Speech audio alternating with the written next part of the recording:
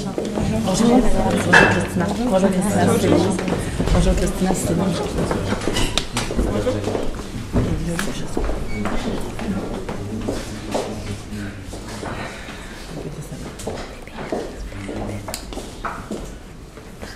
Alors, bonjour et bienvenue à la présentation du plan de gestion des ressources humaines. Je vous lis les instructions de la présentation pour ensuite laisser les juges se présenter. Vous disposez de 20 minutes afin de présenter votre solution au juge.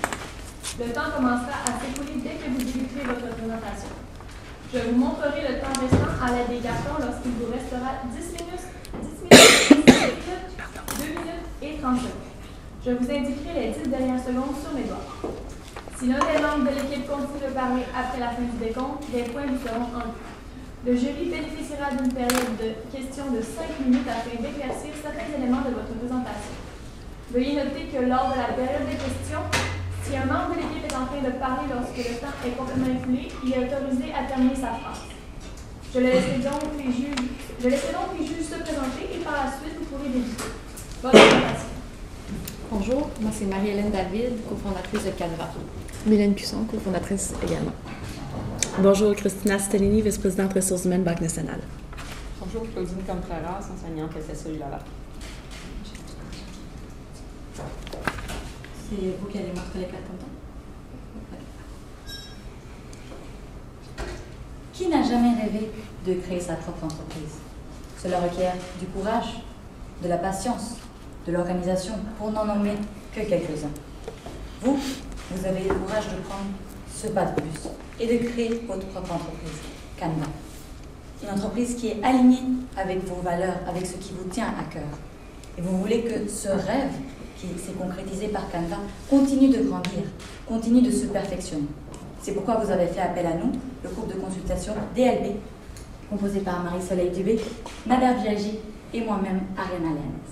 Donc, rapidement, en un clin d'œil, quelle est notre stratégie? Nous sommes conscients que vous faites face à plusieurs défis. Très important, respectez les valeurs qui vous tiennent à cœur et qui font partie de votre identité chez Canva. D'autre part, également, respectez les différentes mesures que vous mettez en place, les critères pour, par exemple, choisir les usines. Également, prendre en compte des contraintes des ressources humaines et financières qui sont limitées. Donc, on va en prendre en compte pour respecter votre mandat. Votre mandat qui se divise en 4 parties. Tout d'abord, choisir un emplacement d'usine. Ensuite, gérer le temps efficacement dans l'atelier. Troisièmement, trouver un profil idéal d'un employé. Et pour enfin, trouver l'équilibre entre la vie professionnelle et la vie familiale, la vie personnelle. Donc notre objectif pour vous est vraiment de perfectionner ce rêve, d'assurer le développement de Canva, sa pérennité. Donc c'est pour ça qu'aujourd'hui, on vous propose la stratégie rêve, la stratégie qui va continuer ce rêve, la stratégie qui se divise donc en chercher une usine en République tchèque, deuxièmement, établir un processus de dotation pour aider justement à réduire vos charges dans le quotidien, et finalement une vision de développement pour assurer votre pérennité. Notre présentation se divisera en tout d'abord une analyse de la situation actuelle, d'abord notre choix de stratégie. Ensuite, l'implantation que l'on veut faire grâce à notre stratégie rêve, dont je vous ai mentionné les axes. Ensuite, les impacts aussi bien sur les ressources financières que sur votre temps, pour enfin conclure. Maintenant, pour ce qui est de l'analyse des alternatives. Dans le fond, il est important de mentionner qu'avant de bâtir toute notre analyse, mais aussi d'aller faire bâtir des solutions pour vous, on a vraiment été en fonction de votre contexte. Donc, votre contexte qui est entrepreneurial, donc vous venez de bâtir votre entreprise, vous êtes les deux principales personnes qui vont faire les tâches au sein de l'entreprise. Donc, pour vous, vous êtes très occupés. Donc, on a pris en contexte tout ça pour nos solutions. Ensuite, pour ce qui est des alternatives, donc premièrement, vous nous avez parlé qu'en ce moment, vous étiez en Chine. Vous êtes en Chine, donc on n'a pas mentionné l'aspect Chine ici aujourd'hui parce qu'on pensait que principalement vous vouliez diversifier cet aspect-là de vos opérations. Donc, on a vraiment été chercher tout ce qui était autre que la Chine aujourd'hui. Pour ce qui est de l'Inde, pardon, donc de commencer, on a été analyser les aspects, donc pour vous qui étaient des critères importants, comme par exemple le bon traitement des employés, donc de ne pas faire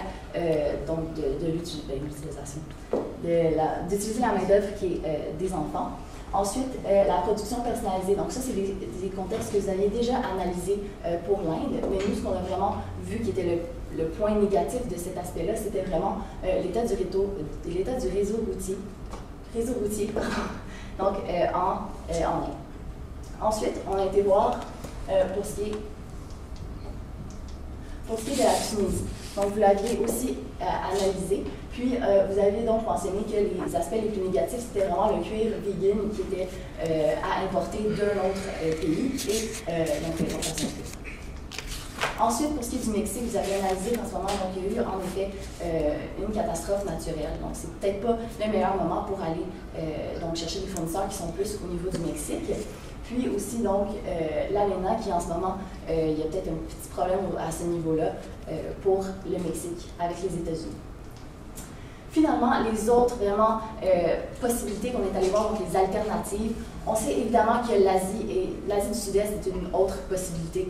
Donc, d'aller voir pour ce qui est pays de la Thaïlande, pour ce qui est pays aussi, comme par exemple la Taïwan, tous ces autres pays-là qui auraient pu être aussi une autre voie pour les fournisseurs. Par contre, on peut voir que les travails des enfants, c'est pas quelque chose qui va être assuré dans ces pays-là. Il y a beaucoup de pays qui ont la difficulté sur ce niveau-là. Puis aussi, c'est très éloigné. Donc, pour ce qui est de frais de transport, ça peut être beaucoup plus élevé que pour d'autres endroits.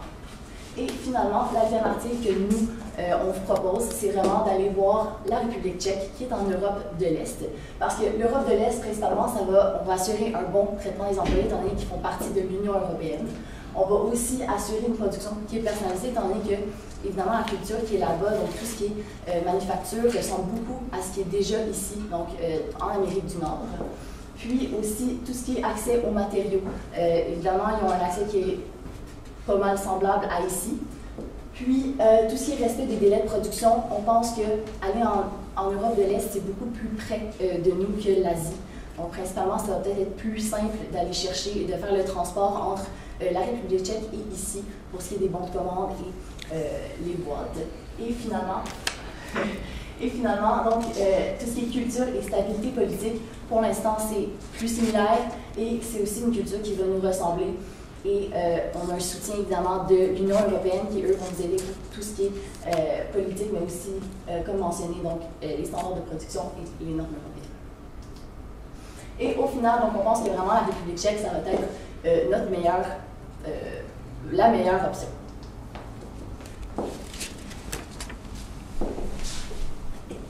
Donc, pour ce qui est d'établir le processus de dotation, nous, ce qu'on propose en ce moment, en fait, vous avez aussi différentes autres alternatives que vous pensez, donc soit continuer avec l'atelier de Québec ou aller vers une usine à l'externe pour pouvoir continuer le processus dans le fond, tout ce qui est la gestion des bons de commande et puis tout ce qui est la logistique aussi. Et puis, le troisième, c'est d'embaucher une personne dans le pays qu'on choisit, donc la République tchèque dans notre cas, pour la mettre, elle, en charge de tout le contrôle des qualités et la logistique et toutes les opérations. Donc, nous, ce qu'on pense en ce moment, c'est qu'on vous propose de rester à Québec, en fait de vous centrer vos efforts vers Québec, parce que principalement, vous allez pouvoir garder la personnalisation que vous avez. Donc, on sait que vous écrivez des lettres personnalisées à chacune des clients, donc c'est quelque chose que vous allez pouvoir garder beaucoup plus facilement si vous êtes vous-même sur place ou plus disponible, c'est plus proche pour vous. D'ailleurs, vous êtes à proximité aussi, donc ça va être bien sûr beaucoup plus facile. Et puis l'encadrement, bien sûr, parce que vous allez être là vous-même auprès de vos employés pour pouvoir vérifier si tout se fait bien correctement et puis qu'il n'y a pas de petits problèmes ici et là. Donc pour l'usine de fabrication, donc un peu le contraire de l'atelier de Québec, vous allez perdre de contrôle de la qualité parce que vous ne serez pas vous-même présente sur les lieux pour pouvoir vérifier si tout se passe bien. Et puis, ça va être beaucoup plus difficile pour vous d'écrire les lettres personnalisées et d'avoir une interaction beaucoup plus directe avec les clientes. Et de la même façon, donc si on embauche une personne en République tchèque pour faire ce type de poste-là, c'est un petit peu la même idée que vous allez perdre la personnalisation. Et puis la communication, ce serait difficile parce qu'ils seront beaucoup plus loin. Et donc, il va falloir que vous fassiez beaucoup le va-et-vient de communication, mais sur différents fuseaux horaires. Donc, on propose d'aller vers Québec. C'est un alignement avec vos valeurs parce que vous restez à Québec. Donc, vous êtes vous-même les principaux concernés en ce qui concerne les valeurs puis les façons de faire. Donc, maintenant, on propose de planifier votre main-d'œuvre parce que vous avez plusieurs besoins. Vous n'êtes pas tout le temps disponible pour être à l'atelier à Québec. Et ça, on l'a compris, puis on va vous proposer des solutions. Donc, principalement, vous avez besoin de qui? vous avez besoin d'un employé en communication. Quelqu'un qui va faire, s'assurer que la marque rayonne et que les gens apprennent à connaître beaucoup plus Canva et qui a un intérêt qui va se bâtir envers Canva. Vous en avez besoin d'une seule personne, un seul poste pour l'instant. Et puis, principalement, vous avez besoin de compétences en réseaux sociaux. Parce qu'on pense que votre clientèle cible, en ce moment, des gens qui sont intéressés par le vegan, des gens qui sont intéressés par le développement durable, par la proximité, c'est principalement des gens qui sont un peu plus jeunes, donc qui sont beaucoup plus sur les réseaux sociaux, qui sont beaucoup plus intéressés par ce genre de médias-là. Et donc, on vous propose de vous centrer vraiment sur une compétence de réseaux sociaux. Pour ce qui est vous avez aussi besoin d'un employé de soutien, parce qu'en ce moment, c'est vous qui faites l'emballage, c'est vous qui faites les différentes tâches un peu manuelles qui entourent l'emballage de chacun des sacs à main. Et donc, vous en avez besoin d'à peu près un aussi. Et puis, ce qu'on va chercher principalement, c'est la minutie et puis la capacité de pouvoir emballer. Donc, ce qu'on propose, c'est de créer un poste de commis d'atelier et puis un poste de coordonnateur marketing. Donc, le commis d'atelier, ses principales tâches, sa description de poste, se résumerait principalement aux 3 éléments ici. Donc, l'emballage des différents produits. On va faire la vérification de la qualité, donc s'assurer que, en fait, avant d'emballer les produits, vous assurer que bel et bien les sacs à main sont en bon état et qu'ils ont été bien faits selon les critères que vous avez déterminés. Et puis, cette personne aussi va devoir faire la réception des boîtes, les déballer puis les renvoyer dans les boîtes que vous voulez avoir. Le coordonnateur marketing, pour sa part, il va falloir s'assurer d'avoir une présence de Canva sur les réseaux sociaux principalement, parce que c'est là où la plus grande partie de votre clientèle se trouve. Et puis, il va falloir qu'il fasse rayonner la marque, donc que la marque Canva se fasse connaître de plus en plus, envers de plus en plus de personnes, et puis que vous puissiez ainsi avoir un petit peu plus de clients, éventuellement. Donc, les canaux de recrutement, les principaux canaux de recrutement qu'on vous propose pour trouver ces gens-là. Donc, pour le commis d'atelier, on pense que, comme vous avez vu, la description de poste n'est pas très élaborée, ce n'est pas des compétences qui sont très recherchées, en fait, qui sont très complexes, si on veut. Donc, vous pouvez passer directement par un carrefour de jeunesse emploi. Donc, c'est souvent des jeunes qui sont en dessous de 30 ans, qui sont au chômage, qui n'ont pas d'emploi stable, qui peuvent se diriger vers ce genre d'organisme. Puis, le carrefour jeunesse emploi va les placer directement. Et puis, vous avez aussi un programme gouvernemental pour les handicapés, en fait, pour les placer socialement. Et donc, ces gens-là, en fond, ils viendraient chez vous, chez Canva, faire les différentes tâches d'emballage. Et puis, ce serait principalement subventionné par le gouvernement, donc ce ne serait pas des salaires que vous auriez à payer vous-même. Pour le coordonnateur marketing, vous pouvez passer par les universités. Donc, si vous cherchez des gens qui viennent de graduer, qui vont graduer bientôt, vous pouvez passer par les universités. Les sites généraux de recrutement du style Jobboom ou Indeed, il y a beaucoup de monde qui cherche là-dessus et qui sont intéressés à faire partie, dans le fond, d'une start-up qui vient de commencer.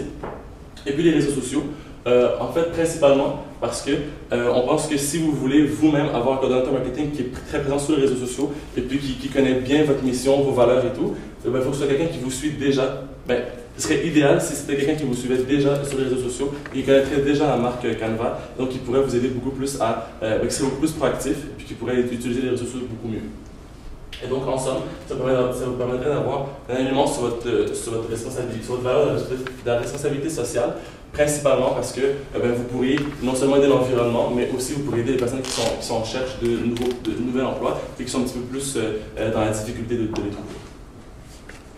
Pour le dernier axe de notre stratégie, c'est la vision de développement. Le dernier axe de notre stratégie rêve. Donc, tout d'abord, il faut développer pour mobiliser.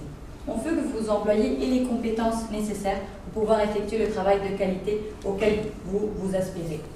Donc, tout d'abord, on va embaucher les personnes grâce aux différentes méthodes dont a parlé Nader.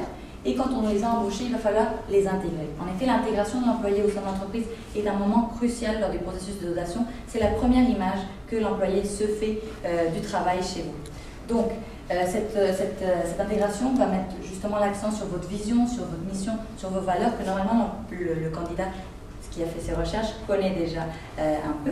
Donc, cette intégration qui mobilisera tout ce qui vous tient à cœur, que les employés comprennent vraiment la réalité de votre entreprise. Et donc, plus pour être spécifique, après il faudra former ces employés. Tout d'abord, la personne, le chargé de marketing, il va falloir qu'il sache quels sont les critères il va falloir qu'ils deviennent familiers avec vos produits, donc toute votre gamme de produits, les différentes manières que vous avez actuellement de faire la publication sur les réseaux sociaux. Donc il va falloir qu'ils se familiarisent avec tout ça. C'est important que vous le teniez de la main lors de cette intégration pour qu'ils sentent que justement il a de l'importance à vos yeux et que vous êtes là pour lui. Donc, d'autre part, pour ce qui est des personnes qui vont s'en charger plus de l'emballage, il va falloir leur expliquer les critères de qualité qui vous tiennent à cœur, toutes les normes ISO, etc. Bien vérifier, justement, les points de boîte ne sont pas pliés, que l'emballage est bien effectué. Donc, il va falloir leur expliquer tout ceci. Et il va y avoir une évaluation de la performance qui va devoir être faite. Parce que vous allez leur transmettre lors de cette intégration l'importance de la qualité, vraiment la touche personnelle de vos produits. Et donc c'est important que vous évaluez leur performance. Par exemple, ça pourrait être mesuré par exemple, les petites erreurs qui vont être repérées, les renvois par exemple du client peut-être. Donc c'est ça, c'est important d'évaluer leur performance pour s'assurer si le travail est bien fait ou pas, si c'est le seul moyen de pouvoir contrôler ce qui se fait réellement. Et c'est surtout au début, lors de la période d'intégration, où cette évaluation va devoir être plus marquée. On n'est pas allé dans un programme de mesure de performance plus complexe, parce que vous êtes quand même une entreprise petite, vous avez une équipe assez restreinte, donc on pense que ça va passer plus par la communication et personnellement. Donc, un acteur clé, vous êtes un acteur clé. Pourquoi? Parce que la mobilisation de vos employés passe par vous, justement, qui pouvez transmettre cette passion, toute cette énergie que vous avez mis pour la création de votre entreprise. Donc ça va être un rôle de soutien, un rôle d'accompagner, surtout, comme je l'ai mentionné, lors de la période d'intégration. Ça va être un rôle également de communication, de transparence, qu'ils sachent par exemple quels sont les projets par rapport à l'usine, qu'ils sachent un peu qu'est-ce qui se passe dans l'entreprise pour qu'ils puissent s'identifier encore mieux et qu'ils puissent sentir justement ce sentiment d'appartenance chez vous, être fiers d'être là. Et la mobilisation, encore une fois, la mission, la vision, la valeur. Et pourquoi j'insiste autant sur cette mobilisation? Parce que c'est ça qui va faire qu'ils veuillent rester chez vous. Qu'ils vont se lever le matin, ils vont dire peut-être qu'une autre entreprise m'aurait offert un salaire plus élevé, mais ça c'est un facteur d'hygiène. C'est pas ça qui va augmenter ma satisfaction. C'est vraiment la motivation de le travail pour quelque chose qui m'importe. Et ça va être évidemment un des critères que vous devrez mettre en valeur lors des entrevues de sélection, que cette personne ait le bon fit avec votre entreprise. Mais c'est ça, ce sentiment d'appartenance va s'accentuer grâce à vous, grâce aux supérieurs immédiats qui vont être là pour apporter un support. Donc c'est ça, des employés mobilisés, ce sont des employés qui restent, parce qu'on sait, vous avez mentionné peut-être un taux de roulement élevé pour les personnes qui feraient un travail de support, mais justement cette rétention fera que vous puissiez diminuer ce taux de roulement si jamais il existe. Donc pour ce qui est du budget qu'on va présenter aujourd'hui, donc pour ce qui est du R, pour la République tchèque, on vous propose de commencer par faire une recherche de nouveaux fournisseurs, parce que bien sûr, c'est bien beau d'aller en République tchèque, il faut bien trouver le fournisseur. Donc une recherche, on pense que ça va prendre principalement du temps à vous, en fait de votre temps personnel, pour pouvoir trouver le fournisseur. Et puis, donc on pense qu'à 500 $, ça pourrait être assez dans le fond, de votre temps pour que vous puissiez faire les recherches nécessaires. Ensuite, pour établir un contrat avec le fournisseur que vous allez chercher, en fait que vous allez sélectionner, on pense que ça peut coûter 5 000 $, principalement parce que vous allez devoir faire des négociations, vous allez prendre de votre temps, mais aussi il y aura aussi des frais d'avocat qui vont être associés si vous avez un avocat aussi le cas échéant. Les déplacements aussi, il va falloir que vous vous rendiez jusque là-bas pour visiter le fournisseur, pour voir l'usine, si ça vous convient, si vous êtes satisfait comme ça. Et donc, on pense qu'à 5 000 $, ça pourrait vous couvrir assez bien les frais de déplacement. Pour la description de poste du commis, ça prendrait 100 $, parce que c'est une description assez simple, assez directe, et que vous pouvez faire d'ailleurs même vous-même avec la liste qu'on vous a fournie. Pour le salaire du coordonnateur ou de la coordonnatrice marketing, on pense à 30 000 $. On sait que ce n'est pas le salaire le plus élevé dans l'industrie. Par contre, on vise vraiment quelqu'un qui sera motivé et qui sera mobilisé par votre mission, votre vision, votre mission et vos valeurs, qui voudra vraiment rester chez vous. Pas pour le salaire, vraiment pour l'entreprise, qu'est-ce que c'est. La description de poste de marketing aussi, on pense que ça ne sera pas très compliqué. D'ailleurs, parce qu'on vous a déjà fourni en fait, les principales lignes directrices. Puis pour la formation et l'intégration, on pense à 500 $, ça peut se faire assez facilement. Et le total à 42 400 $. vous voir que l'échéancier, la plus grande partie de l'échéancier, donc de 2 mois à 6 mois, se passera pour la République tchèque, donc tout ce qui va être recherche de nouveaux fournisseurs, ainsi que la signature du contrat, les déplacements, les allées et venues. Donc en tout, on pense que de 2 à 6 mois, ça pourrait être assez pour pouvoir avoir le tout. Pour terminer, donc les mesures de performance pour vérifier dans le fond le succès de notre stratégie, de nos solutions qu'on va implanter. Dans le fond, c'est vraiment d'aller voir premièrement le taux de rétention. Donc on va aller voir est-ce que les employés, vous allez être capable de les garder au sein de votre entreprise suite à l'embauche. Puis aussi, donc, le délai de recrutement. Donc, on va aller voir, est-ce que ça a été très, très long d'aller recruter pour voir si la stratégie qu'on a mis en place pour vous, dans le fond, fonctionne réellement. Aussi, on a le profit. Donc, évidemment, on va aller voir si les nouvelles personnes dans l'entreprise permettent d'avoir un meilleur profit puis de vous permettre d'avoir une pérennité dans votre entreprise avec une continuité. Puis, finalement, on aimerait aller voir le taux de rejet, donc avec la nouvelle usine ou la nouvelle personne qui va travailler avec vous dans l'atelier, dans le fond, la nouvelle personne, est-ce qu'elle va faire un taux de rejet qui est respectable ou pas du tout, dans le fond. Donc, on conclut. Vous nous avez donné un mandat, 4 éléments. Nous les avons regroupés grâce à notre stratégie RAID. Tout d'abord, le premier point, répond au premier mandat. Deuxième point, deuxième mandat. 3 EV au troisième point. Pour, finalement, ça va arriver à un équilibre de votre vie personnelle et professionnelle. Et ainsi, on va assurer le développement de Canada. Plus qu'un rêve, ça deviendra une réalité. Canada continuera de grandir. Et ainsi, vous réussirez votre objectif de continuer votre rêve. Merci beaucoup.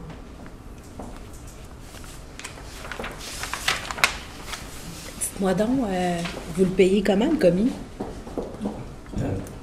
Mais le commis, en fait, c'est plus que ça va être quelqu'un qui va être directement par un programme gouvernemental, il y aura une subvention qui sera associée au commis. Et donc, c'est pas vous qui allez devoir vous charger du revenu du commis, c'est vraiment le gouvernement qui va vous le fournir. Peut-être une question pour vous, j'aimerais ça comprendre votre raisonnement. Vous nous parlez d'embaucher un commis, donc dans la description de tâche que vous nous donnez, attendez-moi un petit peu que je le retrouve. Vous nous parlez là, de vérifier la qualité. Pourquoi avoir choisi quelqu'un pour faire uniquement vérifier? Qui va s'occuper si c'est pas de la qualité? Ça s'en va où? Parce que là, je vérifie, mais vous embauchez un commis avec un niveau de responsabilité quand même assez restreint. Qui va s'occuper de faire la fin du processus, si on prend cette solution-là? Puis ma deuxième question, c'est pourquoi pas avoir choisi d'avoir quelque chose de qualité directement dans le bout en bout de la production? Oui.